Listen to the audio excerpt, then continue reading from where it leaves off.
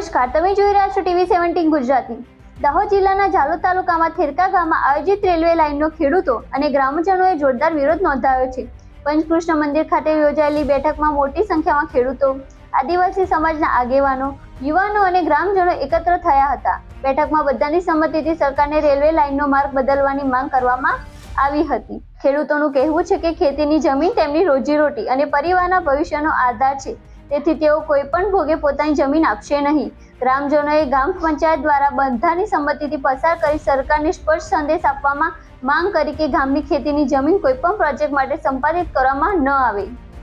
બેઠક દરમિયાન ખેડૂતો દ્વારા આક્ષેપ કરવામાં આવ્યો છે કે છેલ્લા કેટલાક વર્ષોથી કોરિડોર, એરપોર્ટ, જીઆઈડીસી અને હવે રેલવે જેવા પ્રોજેક્ટરોના નામે ઉપજાઉ જમીન સંપાદિત કરવાનો પ્રયાસ થઈ રહ્યો છે, જ્યારે સ્થાનિક ખેડૂતોને તેનો કોઈ સીધો લાભ મળતો નથી। ખેડૂતોના જણાવ્યા મુજબ પ્રસ્તાવિત રેલવે લાઇનથી અંદાજે 28 ખેડૂતોના જમીન અસરગ્રસ્ત થઈ શકે છે। સર્વે માટે આવેલા અધિકારીઓ પાસે પ્રોજેક્ટની વિગતો માંગવામાં આવી હતી, પરંતુ સંતોષકારક માહિતી આપવામાં આવી ન હતી। સરકારશ્રી દ્વારા વિકાસના નામે અમારા દાહોદ જિલ્લાના અને ખાસ કરીને લીંબડી અને ઝાલોદ તાલુકાના જે આદિવાસી ખેડૂત ખાતેદારો છે તેઓનો ખાત્મો કરતો વિકાસના નામે વિનાશ કરતી જે યોજનાઓ, પરિયોજનાઓ લાવવામાં આવી, એના વિરોધમાં આજ રોજ થેરકા ગામે જે રાજસ્થાનના નિમસથી પ્રતાપગઢ થઈ દાહોદ અને અલીરાજપુરથી જે નંદુરબાર જતી નવીન રેલવે લાઇન મંજૂર કરવામાં આવી છે, એનો વિરોધમાં આજ રોજ થેરકા ગામે રૂઢિગત ગ્રામસભાનું આયોજન કરવામાં આવ્યું હતું।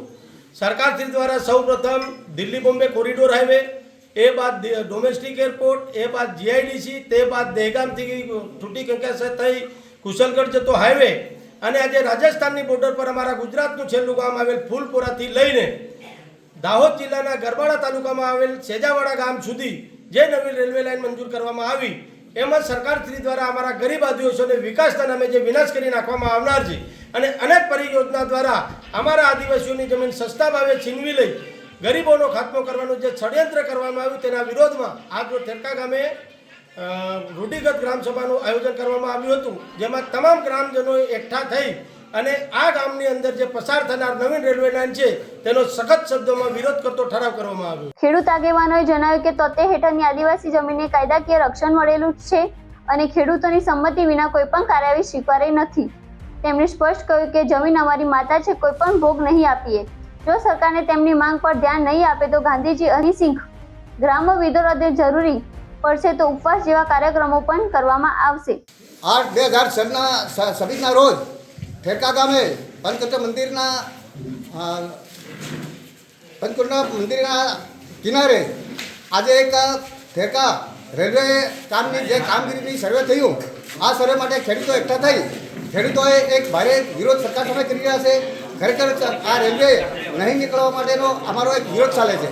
સરકાર રેલવેની બંધ કરે, અમારી આદિવાસી ખેડૂતો આવેલા છે, આદિવાસી ખેડૂતોને આ જમીનમાં કંઈ રહેવાનો વારો આવતો નથી, એમની ઊભો રહેવાનો વારો આવે એમ તેમ નથી લાગતું।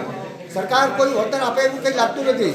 અમારે આદિવાસીઓને કામ પૂરવું કહી દઈશું, અમારા પશુ માલ ઢોર રાખીને અમારે ક્યાં લીધા મૂકવો, એના માટેનું સરકારશ્રીએ અમારા ગામની અંદરના આ શેખ મહારાષ્ટ્રથી માંડેલ શેખ રાજસ્થાનના સીમાડા સુધી આ ખરેખર રેલવેનો ફેરફાર કરીને બીજી જગ્યા પર લઈ જાય, એના માટેનો એક અમને સરકારશ્રીને એક અમારો વાંધો અને વિરોધ સખત ચાલી રહ્યો છે। બેનરો સાથે વિરોધ નોંધવાનો પણ નિર્ણય લેવાયો છે। સાથે એ જ પ્રાંત અધિકારી, જિલ્લા કલેક્ટર, રાજ્યપાલ અને મુખ્યમંત્રીને લેખિત રજૂઆત કરીને ખેડૂતોનો હક અને જમીનની બચાવવાની માંગ કરવામાં આવે છે। આ સમગ્ર લડતને ગ્રામજનોએ બિન રાજકીય ગણાવી। થેરકા મુકામે